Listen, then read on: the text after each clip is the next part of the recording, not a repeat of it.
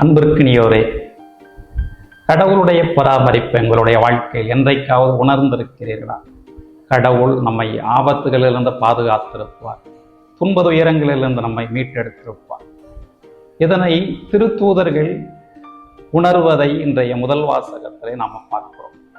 திருத்தூதர்கள் உயிர்த்த ஆண்டவர் இயேசு கிறிஸ்துவை பற்றி சான்று பகர்ந்ததால் அவர்கள் தலைமைச் சங்கத்தாரால் கைது செய்யப்பட்டு சிறையிலே அடைக்கப்படுகிறார்கள். அப்போதுதான் வானதூதர் அவர்களை மீட்டு வெளியே கொண்டு வருகிறார். வாழ்வின் நற்செய்தியை மக்களுக்கு அறிவிக்குமாறு அவர்களை பணிக்கிறார். அன்பார்ந்தவர்களே, ஒன்றை புரிந்து கொள்ளலாம். கடவுளுடைய பராமரிப்பும் பாதுகாப்பும் யாருக்கு கிடைக்கிறது என்றால், கடவுள் யாரை மிகுதியாக அன்பு செய்கிறார் அவர்களுக்கு கிடைக்கிறது. இந்த நற்செய்தி வாசகத்திலே நாம் படிக்கிறோம். கடவுள் இந்த உலகத்தினை எந்த அளவுக்கு அன்பு கொண்டார் என்றால், தன்னுடைய ஒரே மகனை அளிக்கும் அளவுக்கு அன்பு கூர்ந்தார் என்றால், கடவுள் எல்லாரையும் அன்பு செய்கிறார். ஆகவே எல்லாரையும் பாதுகாக்கிறார், பராமரிக்கிறார்.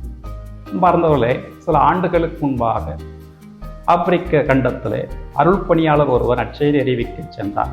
அங்கே மக்கள் வறுமையில் இருந்தார்கள், அறியாமையில் இருந்தார்கள், மூட பழக்க வழக்கங்களில் அவர்கள் குறையோடி போயிருந்தார்கள். ஆகவே அவர்களுக்கு கல்வியோடு சேர்த்து நற்செய்தியையும் அறிவித்தார். மக்களுடைய வாழ்க்கையில பெரிய மாற்றம் ஏற்பட்டது. இதை அங்கிருந்த ஒரு சிலருக்கு பிடிக்காமலே போய்விட்டது. அவர்கள் இந்த அருள் பணியாளரை ஏதாவது செய்ய வேண்டும் என்று திட்டம் போட்டார்கள்.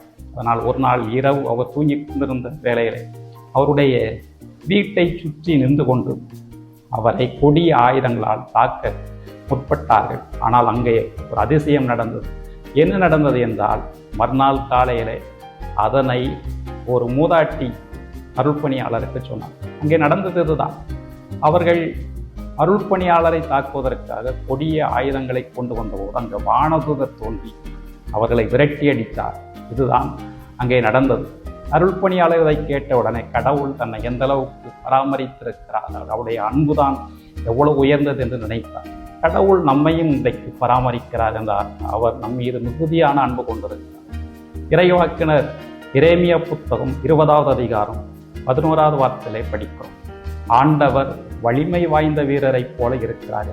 ஆகவே அந்த கடவுள் இன்றைக்கு நம்மோடு இருக்கிறார் என்பதை உணர்ந்தவர்களாய் கடவுளுடைய அன்பை மற்றவருக்கு வாழ்வின் செய்தியை அறிவிப்போம். ஆமாம்.